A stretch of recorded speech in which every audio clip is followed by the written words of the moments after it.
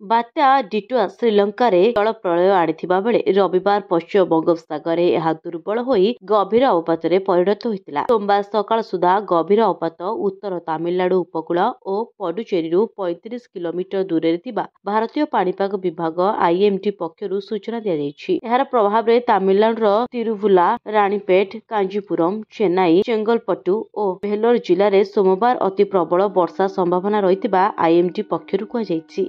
ତିରୁପରୁଥୁର, ତିରୁଭନ୍ନାମାଲାଇ ଓ ବିଲୁପୁରମ୍ ଜିଲ୍ଲା ଏବଂ ପଡୁଚେରୀରେ କେତେକ ସ୍ଥାନରେ ପ୍ରବଳ ବର୍ଷା ହେବାର ବି ସମ୍ଭାବନା ରହିଛି।